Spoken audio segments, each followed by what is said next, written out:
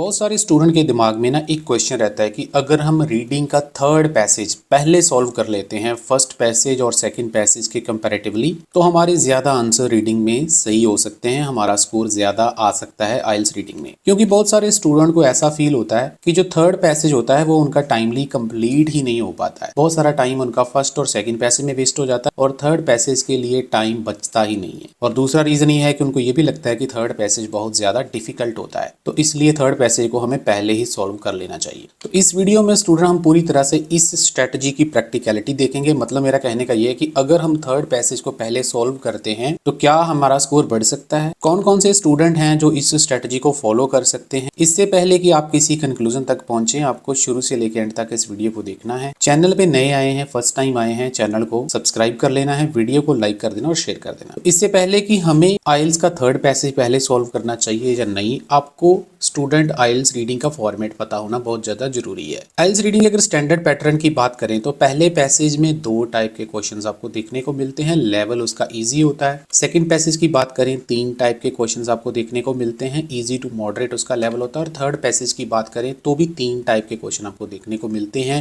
और उसका level moderate to difficult होता है। अगर हम एक स्टैंडर्ड पैटर्न की बात करें तो पहले पैसेज में ज्यादातर केसेस में आपको ट्रू फॉल्स के साथ ब्लैंक्स आती हैं। सेकंड पैसेज में लिस्ट ऑफ हेडिंग हो सकते हैं या फिर विच पैराग्राफ कंटेन्स वाले क्वेश्चन आ सकते हैं। उसके अलावा राइटर ओपिनियन वाले क्वेश्चन हो सकते हैं। चूज फ्रॉम द ऑप्शन, जिसमें 5 ऑप्शंस दी होती है, उनमें से 2 आंसर आपको करेक्ट चूज करने होते हैं। उसी प्रकार से थर्ड पैसेज में या तो लिस्ट ऑफ हेडिंग आते हैं या फिर विच पैराग्राफ कंटेन्स वाले क्वेश्चन कई बार आ जाते हैं, मल्टीपल चॉइस वाले क्वेश्चन आते हैं, सेंटेंस कंप्लीशन वाले क्वेश्चन आते हैं या फिर आपको येस नो नॉट गिवन वाले क्वेश्चन थर्ड पैसेज में देखने को मिलते हैं। तो ये एक स्टैंडर्ड पैटर्न है जिसको आइल्स मेजॉरिटी एग्जाम्स में फॉलो करती है। तो अगर आपको ये वाला पैटर्न एग्जाम में देखने को मिलता है तो मैं बताना चाहूंगा स्टूडेंट, आपको ये वाली स्ट्रेटजी बिल्कुल भी फॉलो नहीं करनी चाहिए। उसके कुछ रीजंस हैं। सबसे पहले मैं बताना चाहूंगा कि जो पहले 2 पैसेज होते हैं वो इजी टू मॉडरेट लेवल के होते हैं, तो अगर आप उनके ऊपर टाइम स्पेंड करते हैं तो ज्यादा हायर पॉसिबिलिटी रहेगी कि आपका स्कोर ज्यादा आएगा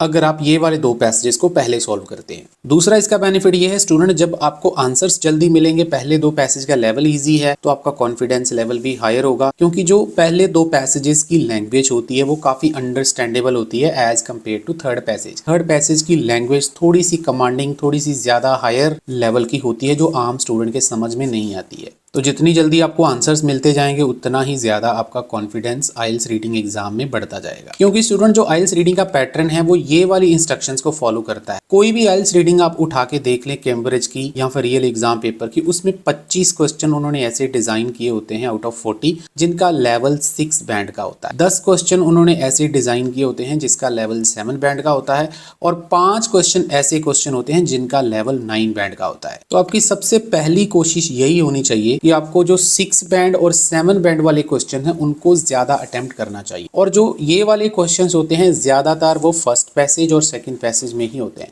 मैं एक बार दोबारा क्लियर कर देता हूँ, ये जो 6 बैंड और 7 बैंड वाले क्वेश्चंस होते हैं वो ज्यादातर पहले पैसेज में या फिर दूसरे पैसेज में होते हैं। जो तीसरा पैसेज होता है उसमें ज्यादातर क्वेश्चन जो होते हैं 7 बैंड और 9 बैंड वाले होते हैं। 6 बैंड वाले क्वेश्चन उसमें बहुत कम होते हैं। तो अगर आपने पहले 2 पैसेजेस के ऊपर 37 से लेके 40 मिनट स्पेंड किए हैं तो बिल्कुल फाइन है, आपको घबराने की जरूरत नहीं है, आप सही ट्रैक पे चल रहे हो। क्योंकि अगर आपने इतना टाइम स्पेंड किया है तो आप नियरली 20 से लेके 23, 24 आपके आंसर आराम से उनमें से ठीक हो सकते हैं, जिससे आपका कॉन्फिडेंस बढ़ता है और आप जब थर्ड पैसेज में जाते हैं तो आपके माइंड के ऊपर इतना प्रेशर नहीं रहता। अगर आप थर्ड पैसेज को पहले सॉल्व करते हैं तो आपका बहुत सारा टाइम वेस्ट हो जाएगा, जिससे क्या होगा कि आपको 6 बैंड और 7 बैंड वाले जो क्वेश्चन है वहां तक आप पहुंच ही नहीं पाएंगे। आपका सारे का सारा फोकस 7 और 9 बैंड वाले के ऊपर रहेगा, जिससे आपका कॉन्फिडेंस लूज हो जाएगा और इसका रिजल्ट ये निकलेगा कि आपका जो ब्रेन है वो इजी लैंग्वेज को भी अंडरस्टैंड करना छोड़ देगा। जैसे थर्ड पैसेज डिफिकल्ट है, आपने उसको अटेम्प्ट पहले कर लिया, तो डिफिकल्ट चीज आपने पहले कर ली, अब जो इजी चीज आने वाली है वो आप बाद में करने लगे हैं, लेकिन आपका दिमाग ऑलरेडी पजल हो चुका होगा। बहुत सारी चीजें आपके दिमाग में प्रोसेस नहीं करेंगी, चाहे वो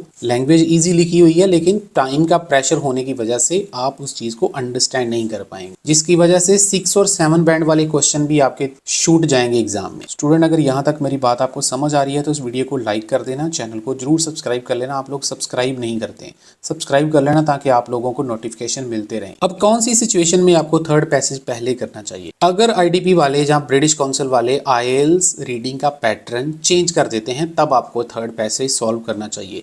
वो कौन सा पैटर्न हो सकता है? कई बार आईएलटीएस वाले क्या करते हैं कि जो रीडिंग का पहला पैसेज होता है उसमें 3 प्रकार के क्वेश्चंस डाल देते हैं और उसका लेवल बना देते हैं मॉडरेट टू डिफिकल्ट, और जो दूसरा पैसेज होता है उसमें भी 3 प्रकार के क्वेश्चन डाल देते हैं और उसका लेवल इजी टू मॉडरेट कर देते हैं। और जो थर्ड पैसेज होता है उसको वो 2 टाइप के क्वेश्चन उसमें डाल देते हैं, मतलब जहां तो आपको ट्रू फॉल्स आ जाएंगे, काफी सारे यस नो नॉट गिवन आ जाएंगे, या फिर उसके साथ आपको लिस्ट ऑफ हेडिंग वाले क्वेश्चन आ जाएंगे। मतलब 2 ही प्रकार के क्वेश्चन आएंगे, 3 प्रकार के क्वेश्चन नहीं आएंगे थर्ड वाले में। लेकिन आईएलटीएस ऐसा बहुत रेयरली करती है, ये नहीं है कि बहुत ज्यादा, यूजुअली ऐसा करती है, हर एग्जाम में ऐसे ही होता है। मतलब मैं मान के चलूँ कि 2 मंथ में कोई एक एग्जाम ऐसा होगा जो आपको इस पैटर्न में आएगा। मतलब पहला पैसेज उन्होंने थोड़ा डिफिकल्ट कर दिया 3 प्रकार के क्वेश्चन डाल के, सेकंड पैसेज को इजी टू मॉडरेट कर दिया और थर्ड पैसेज को इजी कर दिया। लेकिन ये 2 मंथ में एक बार ही होगा, हार्डली 1 या 2 बार होगा, इससे ज्यादा नहीं होगा। बाकी के जितने भी एग्जाम है वो सारे आपको स्टैंडर्ड पैटर्न में आएंगे जो मैंने आपको पहले बताया, जिसमें पहला पैसेज इजी, दूसरे वाला इजी टू मॉडरेट और तीसरे वाला मॉडरेट टू डिफिकल्ट होता है। तो आईएलटीएस जनरली स्टैंडर्ड पैटर्न को ही फॉलो करती है और आपको इन दोनों पैटर्न की तैयारी जो है वो करनी चाहिए। ऐसा नहीं है कि आपको सिर्फ स्टैंडर्ड पैटर्न ही तैयारी करना होता है, नॉन स्टैंडर्ड पैटर्न भी आपको तैयारी करना चाहिए, क्योंकि एग्जाम में अगर आ जाए